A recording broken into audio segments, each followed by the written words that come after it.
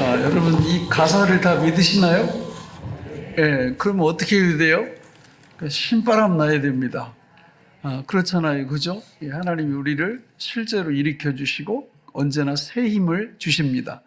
하나님께서 당신의 자녀들을 이 땅 위에 보내시고 또 창조하시고 우리를 이 땅에서 살아가게 하시는 것은 그냥 쥐구멍이 어디냐 이런 마음으로 살라고 우리를 보내신 게 아니라 당당하고 이 세상에 빛이 되고 소금의 역할을 감당하면서 살 수 있도록 주님이 축복하시는 줄로 믿습니다.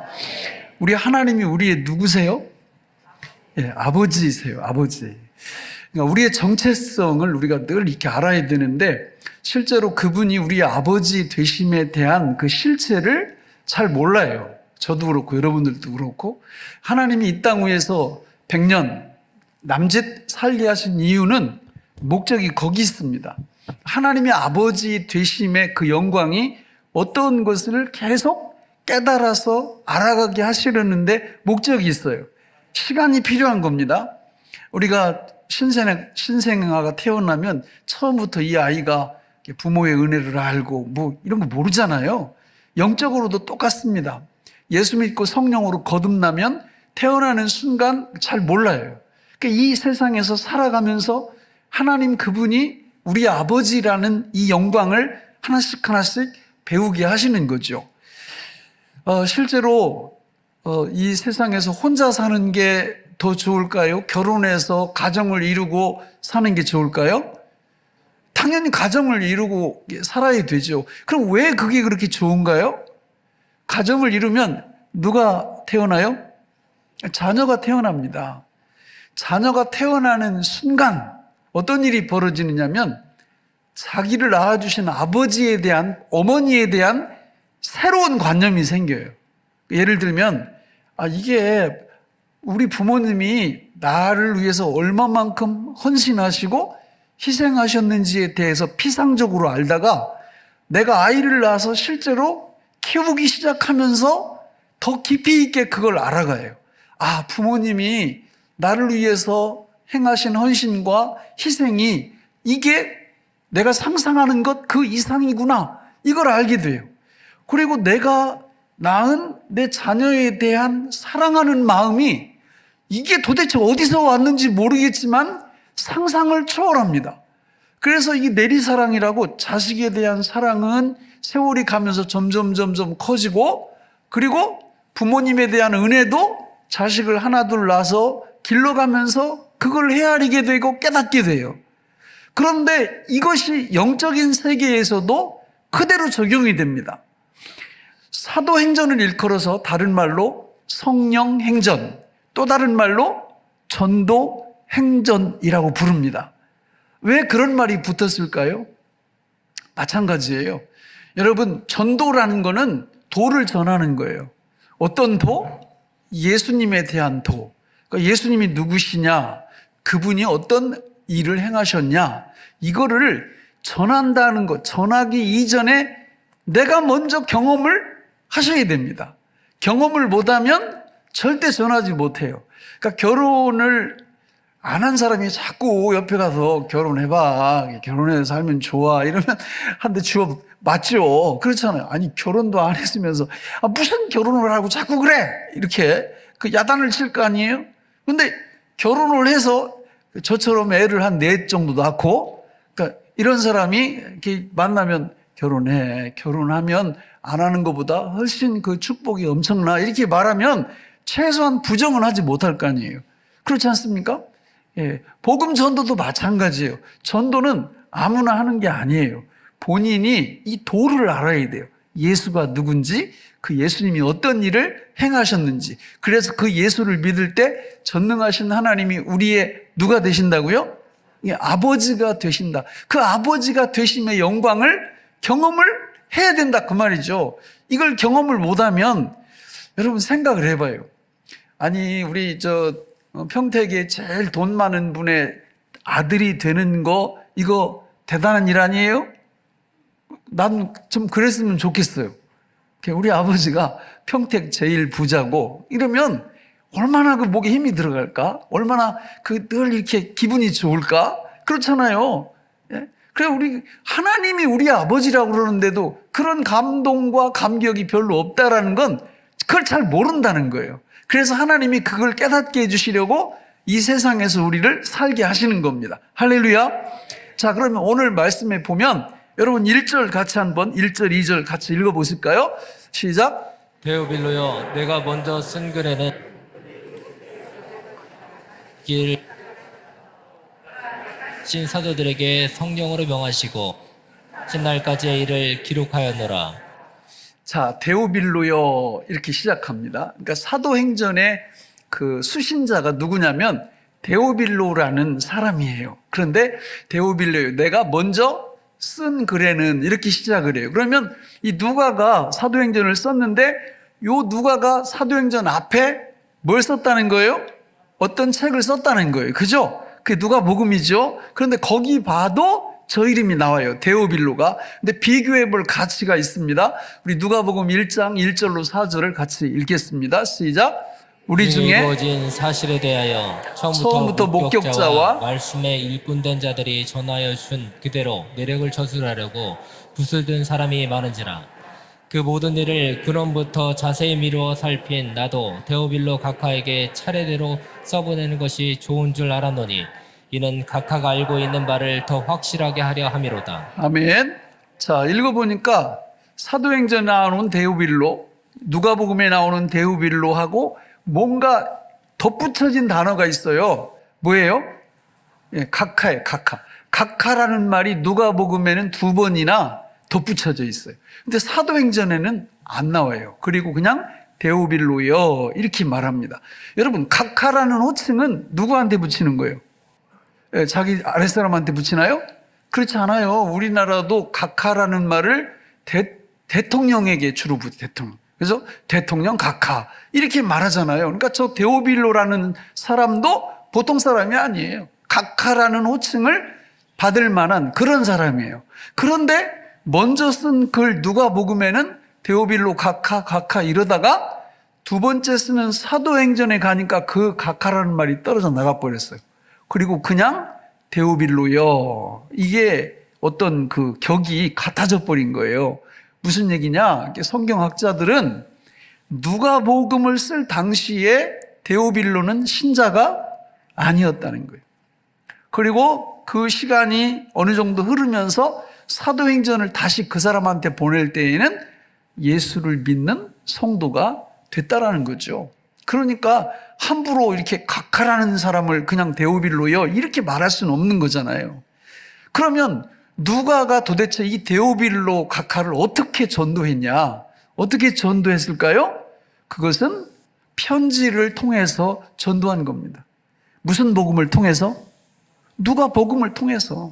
누가복음은 신약성경 중에서 가장 긴 책이에요. 그러니까 예수 그리스도가 누구시냐, 그분이 어떤 일을 행하셨느냐를 아주 자세히 설명하는 누가복음의 그 장문의 편지를 보냈고, 데오빌로가 그 편지를 한 번 읽었는지 두 번 읽었는지 모르겠지만 읽어가면서 성령의 역사하심으로 예수 믿는 성도가 되었다라는 겁니다. 오늘 우리는 이 복음 전도에 아주 중요한 모델을 발견할 수 있는 거죠. 우리도 뭘 통해서 전도할 수 있는 거예요? 편지를 통해서. 편지를 통해서. 제가 우리 이제 지금 대신방 그 기간이잖아요. 근데 저 이제 기도 제목을 이제 목사님들이 다 저한테 정리를 해서 주시면 저도 그걸 기도를 하죠. 그 기도를 이렇게 쭉 하는데 이 기도 제목 중에 우리 아들 좀 예수 믿게 해주세요. 우리 딸 좀 예수 믿게 해주세요. 이런 기도 제목이 굉장히 많아요. 그러니까 마음이 아프죠. 그러니까 자식들이 믿음 생활 안 하니까. 또 어떤 분들은 우리 어머니가, 우리 아버지가 예수 믿게 해주세요. 이런 제목들이 너무 많은 거예요. 그러면 그분들을 위해서 어떻게 복음을 전할 수 있을 거냐. 여러분, 오늘 이 니고데모가 아니라 데오빌로의 모델, 누가의 전도 모델을 우리는 그대로 따라하면 됩니다. 근데 누가는 예수님의 이 사역을, 또 예수님의 인격을 자기가 늘 보고 느꼈던 그것을 누가복음에 쫙 적어 놓았어요. 완벽할 정도로. 오늘 우리는 복음서를 몇 개나 갖고 있어요? 4개나 가지고 있습니다. 마태, 마가, 누가, 요한. 그럼 우리는 어떻게 하면 되겠어요? 우리는 뭐 머리 쓸 필요도 없어요. 복음서가 나와 있으니까 이 복음서를 내가 쓸 수 있는 것만큼 많이 쓸 필요도 없어요. 일주일에 한 통을 보내는데 한 10절 정도. 10절 정도를 쓰되 차례대로 써도 괜찮아요. 근데 내가 누가복음에서 쓴다 그러면 누가복음을 좀 읽으세요. 계속 읽으면서 와서 부딪히는 말씀을 주실 거예요. 성령께서. 그러면 그 구절을 써서 보내면 됩니다. 매주 보내세요. 매주. 저는 이런 생각이 들어요. 많은 분들이 그래요. 진짜 힘들어요. 예수 믿게 하는 게. 그래서 어떻게 하셨는데? 그러니까 그분은 기도만 하신대. 멀리 떨어져 있는데. 그러지 마세요. 요즘은요, 시골 이런 데도 이렇게 아파트 같은데 다 이 잠금 장치가 있어가지고 전도자가 들어가기가 되게 힘들어요. 그런데 뭐는 잘 들어갈 수 있어요? 편지는 잘 들어갈 수 있어요. 그래서 편지를 보내면 됩니다. 평택에 살고 있는데 믿지 않는 가족들한테, 내 자식들한테, 우리 부모님한테도 그냥 매주 편지 한 통을 보내면 돼요. 위에다가 요한 3서 2절 이 축복의 말씀 한 구절 쓰고 당신의 영혼이 잘 되고 범사가 잘 되고 강건하게 되기를 제가 기도합니다. 그리고는 1절부터 10절까지 쭉 쓰고 그 다음에 당신을 위해서 계속 기도하겠습니다. 그래서 편지를 딱 넣어서 보내는 거예요. 그 다음 주에는 곧 다음부터 이렇게 적어서 보내면 됩니다. 할렐루야. 여러분, 성령께서 이걸 통해서 일하시는 거예요. 이걸 통해서 만약에 내가 이렇게 작은 수고를 해서 귀한 영혼이 딱 돌아와 봐요. 그 사람은 나의 뭐가 되는 거예요? 성경에 보면 아들이 되는 거예요. 딸이 되는 거예요. 영적으로. 그러니까 아들이 나를 통해서 태어나는 걸 내가 목도를 하는 겁니다. 그때 모든 게 확 바뀌어버려요. 여러분, 하나님의 자녀라는 이 부분에 그 인식이 새롭게 다가온다고요. 나를 통해서 누군가가 예수 믿게 되면, 아까 말씀드렸잖아요. 결혼해서 아이 낳고 나면 부모님에 대한 인식이 전혀 달라진다고, 자식에 대한 사랑이 전혀 달라진다고. 그러니까 이 경험을 하게 될 때 하나님이 우리한테 부어주시는 축복이란 말로 형용할 수가 없어요. 실제로 복음을 전하는 사람들은 이 맛을 늘 보니까 한번 복음 전도자를 이렇게 나서기 시작한 사람들은 포기를 안 하는 거예요. 왜? 뭘 봐요? 하나님의 영광을 보고 하나님의 자녀됨의 특권을 보고 하나님 아버지가 누구신지를 생생하게 경험하기 때문에 이 축복을 경험한 사람들은 계속 가는 겁니다. 그래서 제가 이 말씀을 이렇게 준비하다가 이게 평택 관내 밖에 사는 우리 불신 우리의 귀한 분들은 이제 우리 성도님들이 담당을 하시고 비용을 이 안에서 태신자들이 있으면 교회에서 우표값, 봉투값, 편지지값을 우리 전도비로 다 이렇게 제공을 해야 되겠다 이런 생각을 했고 이렇게 샘플을 가져왔어요. 우표 한 장, 봉투 하나, 편지지 하나. 이거를 여러분들이 보내시겠다고 하면은 사무실에서 얼마든지 제공을 할 거예요. 일주일에 한 5분 정도. 그럼 여기다 써가지고 한번 보내보세요. 도대체 마태복음부터 요한복음까지 제가 볼 때는 한 10절씩 보내면 그거 얼마 되지 않아서 주님께서 예수 믿는 역사를 일으켜 주실 줄로 믿습니다. 이렇게 될 때 여러분 하시는 일, 직장, 사업 이런 거요. 하나님이 다 책임져 주십니다. 그게 성경의 원리예요. 이런 축복을 받으시기를 주님의 이름으로 축원합니다. 복음 전도는 우리 성도의 정체성을 잘 드러내고 성도가 이 땅 위에서 살면서 생생하고 능력 있고 담대하고 확신 있게 살아가는데 하나님이 우리에게 주신 이 축복의 수단이에요. 믿습니까? 오늘 말씀에 보면 우리 누가가 이렇게 쓸 때 2절 말씀에 보면 아주 놀라운 말씀을 계속 이어서 말씀합니다. 우리 1절, 2절 다시 한번 읽어볼까요? 시작. 데오빌로여, 내가 먼저 쓴 글에 예수께서 행하시며 가르치시기를 시작하신부터 그가 택하신 사도들에게 성령으로 명하시고 승천하신 날까지 일을 기록하였노라. 성도가 누구냐? 모든 성도는 예수 그리스도의 승천과 재림 사이를 살아가는 하나님의 자녀들인데 그 자녀들이 어떻게 만들어지냐? 2절에 보니까 예수님이 어떻게 했다고 그래요? 사도들을 택하셨다. 믿습니까? 여기 여러분들이 와서 앉아 계시는 거는요, 어느 날 이렇게 다 이렇게 사색을 하면서 종교 생활을 한번 해볼까? 그러면 어느 종교를 믿어야지? 기독교, 천주교, 이슬람교, 불교. 그래도 기독교가 좀 가장 그럴듯해. 이래서 여기 오셨나요? 이런 분들은 그냥 이렇게 뜨내기예요. 한두 번 왔다 그냥 가실 수밖에 없어요. 그러나 예수를 믿게 된 그 실면의 밑바탕으로 들어가 보면 우리 주님이 저와 여러분들을 천에 하나 만에 하나 선택하시고 예정해 주신 줄로 믿습니다. 그래서 여기 와서 앉아 계신 거예요.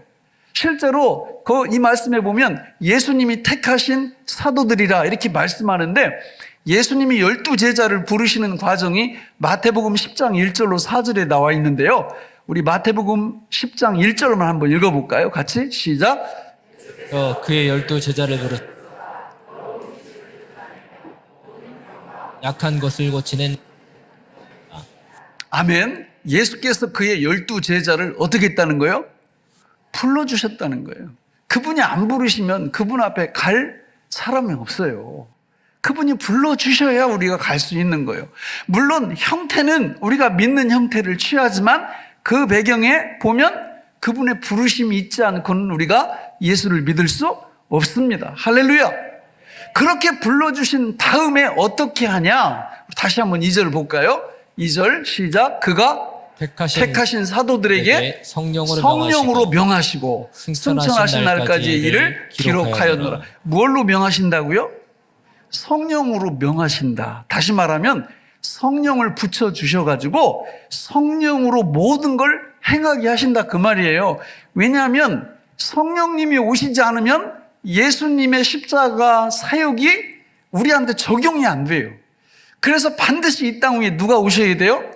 성령으로 오셔야 되고 저와 여러분들의 삶은 하나부터 끝까지 다 성령으로 이루어져야 돼요.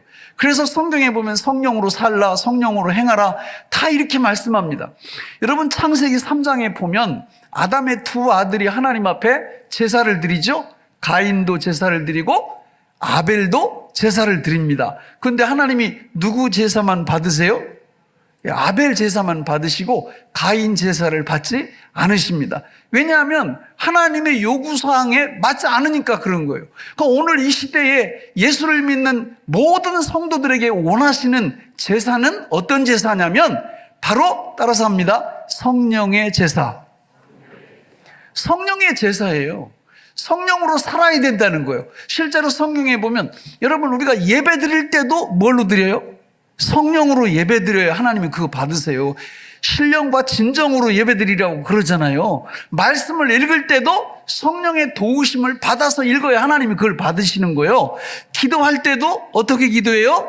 성령으로 기도하는 거예요. 그냥 내가 알아서 기도한다고 이거는 기도가 아니에요. 성령께서 이끄시는 기도를 해야 그 기도를 하나님이 받으시고요. 봉사는 뭘로 하는 거예요? 역시 성령으로 하는 겁니다. 세상 사람들이요, 우리보다 봉사 훨씬 많이 하는 분들 굉장히 많아요. 봉사 엄청 다닙니다. 근데 그거 다 무슨 봉사요? 다 자원봉사예요. 세상에서는 가치가 있어요. 그 자원봉사도. 그러나 하나님이 원하시는 봉사는 자원봉사가 아니에요. 성령님에 의해서 이끌림을 받는 봉사예요. 전도도 마찬가지예요. 전도도 무슨 전도예요? 성령 전도예요. 성령의 이끌림을 받아서 하는 전도, 그걸 주님이 기쁘게 받으시는 거죠. 그래서 이 땅 위에서 우리가 살아갈 때 제사 드리는 삶을 사는데 그 제사가 성령 제사를 드릴 때 하나님이 우리의 삶을 기쁘게 받아주시는 줄로 믿습니다. 그러면 그 하나부터 열까지 어떻게 우리가 성령으로 살고 성령으로 행할 수 있냐? 믿음으로만 가능해요. 고린도전서 3장 16절 같이 보실까요? 시작. 너희는 너희가 하나님의 성전인 것과 하나님의 성령이 너희 안에 것을 알지 못하느냐. 예수를 믿으면 성령님이 어디 와서 살아요? 우리 안에 오셔서 살아주세요. 우리 안에서 살아주시고 우리 안에서 역사해 주시는 이 진리를 믿고 살면 우리의 모든 삶이 성령으로 살고 성령으로 행하는 삶이 되게 하실 줄로 믿습니다. 그러면서 3절로 가면 정말 위대한 말씀을 하시죠. 3절 같이 읽어볼까요? 시작. 그가 고난받으신 후에 또한 그들에게 확실한 많은 증거로 친히 살아계심을 나타내사 사실 그들에게 보이시며 하나님 나라의 일을 말씀하시니라. 오늘 설교 제목이 뭐예요? 예, 여기 보니까 그들에게 보이시며, 우리 예수님이 십자가를 짊어지시고 죽으셨다가 부활하신 후에 이 땅 위에 며칠 동안 머무셨어요? 40일 동안 머무셨습니다. 40일 동안 머무시면서 뭘 하셨어요? 예, 저기 보시면 오늘 설교 제목대로 그들에게 보이셨어요. 보이셨어요. 이게 오늘 설교의 키예요. 그들에게 보이신 그게 뭐냐면 하나님 나라의 일이에요. 여러분 생각을 해보세요. 무엇을 보여주셨다는 건가? 무엇을 보여주셨을까요? 기적을 보여주셨을까요? 아니 이적을 보여주셨을까요? 아니면 뭐 좋은 물건을 보여주셨을까요? 뭘 보여주셨을까요? 따라서 합니다. 자신을, 부활체를. 이거는 쇼킹한 일이에요. 요한복음 20장에 가보면요, 도마가 이게 처음에 예수님 부활하시고 나서 제자들에게 나타나셨을 때 도마가 현장에 없었어요.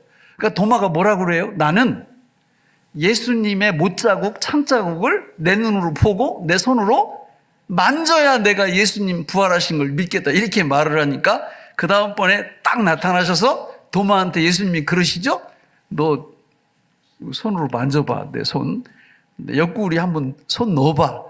이렇게 말씀하시잖아요. 그렇죠? 도마가 만져봤을까요? 그 모르죠. 성경에 안 나와 있으니까 아마 안 만져봤을 거예요. 보고는 그 예수님의 영광에 압도돼서 뭐라고 고백합니까? 도마가 대답하여 이르되 주는 그리스도시요 나의 주님이시요 나의 하나님이십니다. 이렇게 고백을 하거든요. 여러분 생각을 해봐요. 예수님이 제자들한테 40일 동안 틈틈이 나타나실 때마다 뭘 보여주세요? 자기 몸을 보여주시는 거예요. 무슨 몸? 부활한 몸이에요. 부활한 몸. 실제로 예수님은 이 땅에 왜 오셨어요? 그거 보여주시려고 오신 거예요. 부활한 몸을 보여주시려고 오신 거예요. 여러분 인류의 최대 적이 뭡니까? 죽음이잖아요.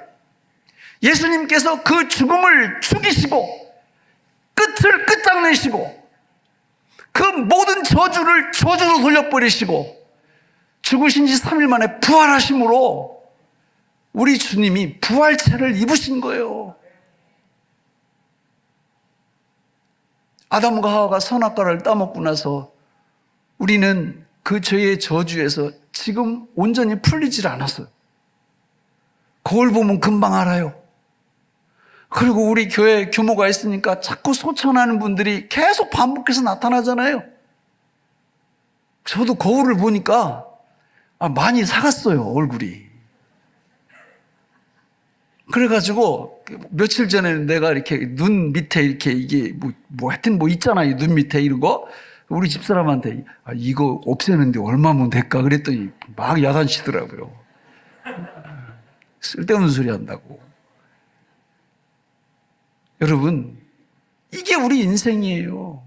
우리는요 나이 먹으면 늙을 수밖에 없고요, 나이 먹으면 나중에 이 육체가 흙으로 들어갈 수밖에 없는데 예수님이 부활하신 다음에 자기 부활체를 제자들에게 보여주시는 거예요. 그리고 나를 믿는 자는 이 옷을 입는다고 이야기해 주는 거예요. 세계적인 패션쇼가 이렇게 열리면요, 막 이렇게 좋은 옷을 디자이너들이 이렇게 만들어서 모델들이 입고 막 이렇게 걸어 다니면서 이렇게 보면 거기 그 세계적인 패션쇼에는 아무나 못 들어가요. 그 패션과 관련된 회장들, 그 옷을 만드는 유명한 업체, 이런 관련자들만 이렇게 초청을 한단 말이에요. 그래서 이렇게 보고 있다가 저 옷 괜찮다 그러면 저거 상품화 시키면 돈이 되겠네? 이러면 계약을 맺고 이제 그걸 상품으로 만들어내는 거잖아요. 그런데 거기 아무나 초청하는 게 아니에요. 오늘 말씀에도 보면 우리 주님께서 자기 부활체를 보여주실 때 아무한테나 보여주시지 않아요. 그 12 제자들에게만 보여주시는 거예요. 제자들에게만. 여러분, 오늘 우리가 이 부활의 영광, 부활체를 우리들도 볼 수 있도록 하나님이 장치를 마련해 주셨어요. 할렐루야. 그게 뭘까요? 뭐 할 때 그 예수님의 부활체를 경험할 수 있을까요? 전도할 때예요. 여러분, 사도행전, 성령행전, 전도행전이라고 그랬잖아요. 복음을 전하면 뭘 전하는데요? 복음, 예수님을 전하는 거잖아요. 예수님의 뭘 전하는 거예요? 그분의 십자가 죽으심과 부활을 전하잖아요. 그거를 내가 내 입으로 얘기를 하는 거예요. 그걸 경험하게 되면서 그 예수님에 대한 죽으심과 부활을 전할 때 기적이 일어나는데, 그 기적이 뭐냐면 예수님의 부활체를 경험하는 기적이 나타난다 그 말이죠.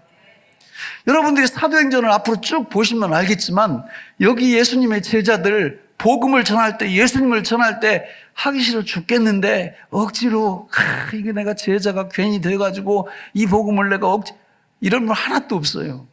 하지 말라고 해도 해요. 감옥에 쳐 넣어도 해요. 매를 때려도 해요.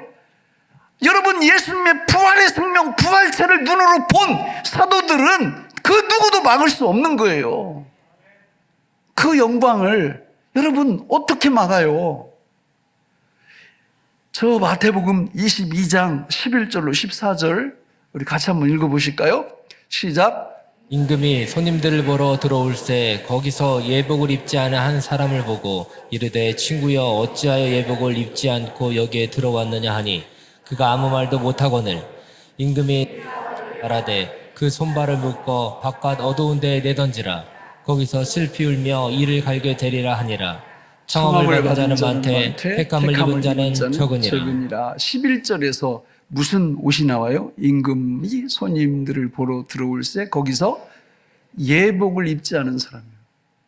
그러니까 잔치자리에 초청을 했는데 들어올 때 예복을 다 주거든요. 근데 그걸 안 입었어요. 그러니까 이 주인이 당신은 예복 안 입었습니까? 이랬더니 말을 못해요. 그러니까 이 사람은 이 잔치에 참여할 자격이 없다 이래가지고 바깥 어두운 데로 던져버리라고 이렇게 명령을 하거든요. 저 문맥을 읽어보면 저 예복은 누굴까요? 예수님입니다. 그 부활체 되시는 예수님을 우리가 믿게 될 때 갈라디아서 3장 27절에 보면 누구든지 그리스도와 합하기 위하여 세례를 받은 자는 그리스도로 옷 입었느니라 이렇게 말씀해요. 예수 믿고 세례받은 하나님의 백성들은 예수 옷을 입은 거예요. 믿습니까? 그래서 세례가 그렇게 중요한 거죠. 여러분, 예수 믿고 세례받으면 저와 여러분들은 예수 옷을 이미 입은 거예요. 이 옷을 입지 않으면 그 예수님의 부활체를 덧입지 못해요. 예수를 믿고 이 예수를 믿게 되면 예수님의 그 부활 생명 부활체를 믿게 돼요. 그런데 어떤 분들 보면 교회 신앙생활 한 지 오래되는데 이게 잘 아까 처음에 서론에서 말씀드렸던 것처럼 하나님의 자녀됨의 그 영광을 잘 못 누려요. 이유가 뭘까? 이유는 오늘 거기 4절 5절에 나옵니다. 같이 한번 읽어보실까요? 시작. 사도와 함께 모이사 그들에게 분부하여 이르시되 예루살렘을 떠나지 말고 내게서 들은 바 아버지께서 약속하신 것을 기다리라. 요한은 물로 세례를 베풀었으나 너희는 몇 날이 못되어 성령으로 세례를 받으리라 하셨느니라. 할렐루야. 여러분, 예수님께서 이 부활의 옷을 딱 입고 계시는데 그 예수님의 부활의 옷이 내 부활의 옷으로 경험되려면 반드시 누가 역사해 주셔야 돼요? 성령께서 역사해 주셔야 됩니다. 그러니까 성령께서 역사를 해 주시면 예수 죽음, 내 죽음, 예수 부활, 내 부활이 머릿속에서도 있지만 가슴속으로 내려와요. 체험이 돼요. 그래서 우리는 성령을 받아야 되는데 사도행전 2장에 보니까 이미 성령님이 이 땅 위에 임하셨거든요. 우리는 뭐 하기만 하면 돼요? 믿기만 하면 돼요. 나 믿는데요? 여러분, 비밀을 하나 가르쳐 드릴게요. 믿는다는 말이 복음을 전한다는 말이에요. 복음을 전하면 성령의 역사가 강력하게 일어나게 돼 있어요. 하나님이 만들어 놓으신 메커니즘이 그래요. 그래서 복음을 전할 때 제가 뭐라고 그랬어요? 사도행전은 무슨 행전이다? 성령 행전이다. 성령 행전은 전도 행전이다. 다 하나로 연결되어 있어요. 성령 충만한 사람은요, 증인이 돼버려요. 그냥 되려고 노력 안 해요.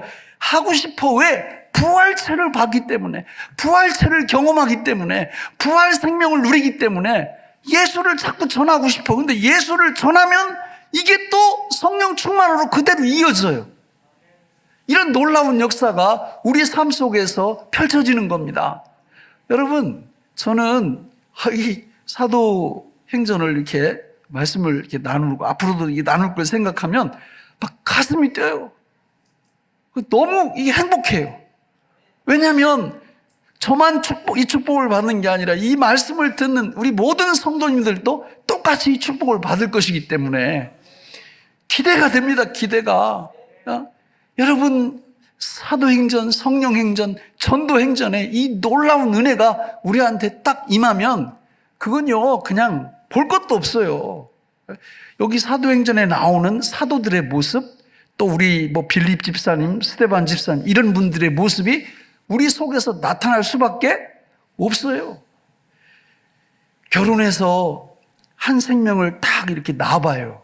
그럼 다른 분들이 봐도 귀하지만 그걸 낳은 그 부모가 볼 때는 껍벅 죽어.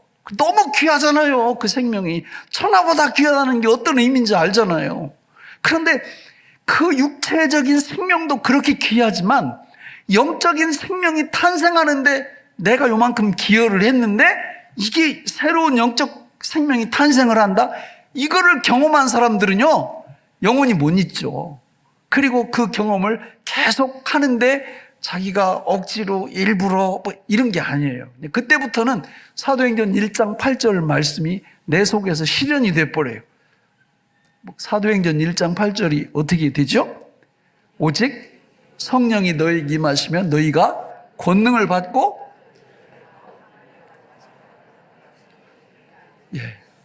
내 증인이 되거라?